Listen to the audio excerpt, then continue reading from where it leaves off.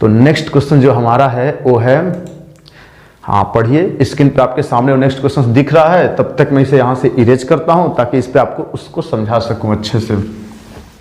चलिए तो पढ़ लीजिए। इसमें भी समझाने वाली तो कोई बात नहीं है क्वेश्चंस में, आप खुद पढ़ के आंसर दे दीजिए, ये आपके लिए छोड़ दे रहा हूँ। क्यों? क्योंकि अगर सेकंड क्वेश्चन को आप अच्छे से समझ गए होंगे तो इस थर्ड में कोई समस्या ही नहीं होनी चाहिए आपको।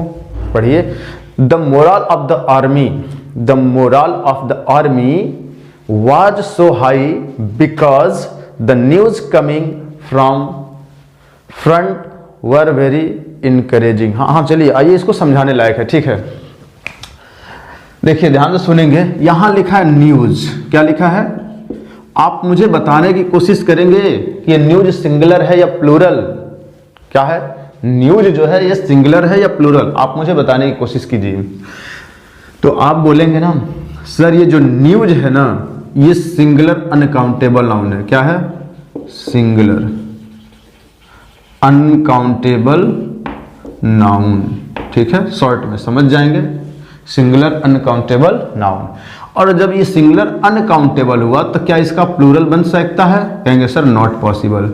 अब इसके लास्ट में एस को देखकर कंफ्यूजन तो नहीं ना हो रहा कि सर लास्ट में एस लगा तो प्लूरल होना चाहिए? नहीं, बिल्कुल नहीं होना चाहिए। अरे ये वर्ड ऐसे बना ही है कि न्यूज, तो इसमें हम कर क्या सकते हैं? एस को हटाए तो एक नया वर्ड बन गया न्यू, जिसका मतलब होता है नया, न्यू। तो न्यू नहीं, न्यूज, न्यूज समझ गए? तो ये सिंगुलर अनकाउंटेबल नाउन होता है, और सिंगुलर हो गया तो इसके साथ जो वर्ब यूज होंगे वो कैसे वर्ब होंगे? तो वो भी सिंगुलर वर्ब यूज होंगे।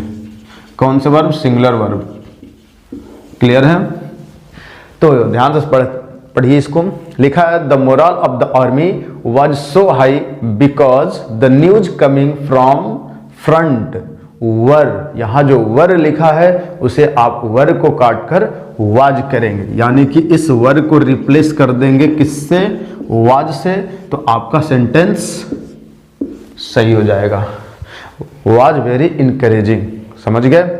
आइए हम बढ़ते हैं नेक्स्ट क्वेश्चन की तरफ, देखते हैं हमारा नेक्स्ट क्वेश्चन है क्या। तो नेक्स्ट क्वेश्चन आप देखेंगे जो है वो हमारा जो नेक्स्ट क्वेश्चन है वो है क्या? 4th number. हाँ 4th नंबर में पढ़िए, my son is reading Dinkar's and Nirala's poetries as a part of this his syllabus.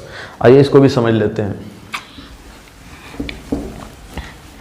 देखिए जब तक इसे मैं इरेज कर रहा हूं उसका आंसर करके आप बताने की कोशिश कीजिएगा, या खुद चेक कर लीजिए कि आपको आ रहा है या नहीं, ठीक है?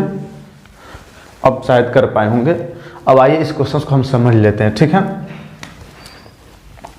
देखिए एक बार आपको बताया जा चुका है किसी वीडियो में, क्या कि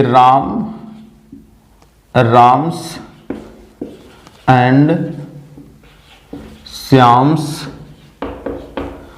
वाइफ, ऐसा मैंने बताया। फिर यहां पे लिखेंगे WIVS वाइफ्स। अब बताएंगे कि यहां एपोस्ट्रोफी एस लगा मतलब इसकी कोई पोजीशन होगी, यहां पे भी एपोस्ट्रोफी एस है इसका मतलब इसकी भी पोजीशन होगी, इसकी पोजीशन दोनों अगर मिलेंगी तो क्या होंगी? प्लूरल। तो इसका मतलब वाइफ हुआ गलत, वाइफ हुआ सही।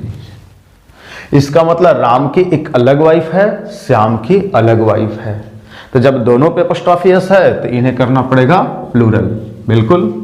अब उस हिसाब से लगता होगा सर ये तो सही है, नहीं बिल्कुल नहीं। आइए समझते हैं पहले। लेकिन अगर आपने ऐसा लिखा कि राम एंड श्याम्स, सिर्फ लास्ट वाले पे, यानी कि एंड से जब दो नाउन को हमने ऐड किया और एपोस्ट्रोफी एस का यूज केवल लास्ट वाले पे यानी कि एंड के बाद वाले पे किया, तो इसका मतलब क्या कि जो पोजीशन आएगी वही राम की भी वही श्याम की भी। तो इसका मतलब अब बताएंगे यहां पे वाइफ लिखेंगे या वाइफ्स लिखेंगे। यहां पे ध्यान से सुनेंगे, ये गलत हो जाएंगे। पता है क्यों?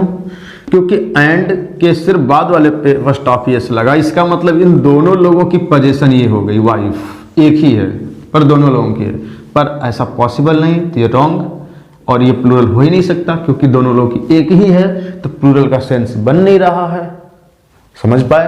ये दोनों रॉन्ग हो गए। हाँ, अगर मैं पेन की बात कर लूं तो हो सकता है कि राम एंड श्याम्स पेन, या कार की बात कर लेते हैं, Ram and Shyam's car, Ram and Shyam's car.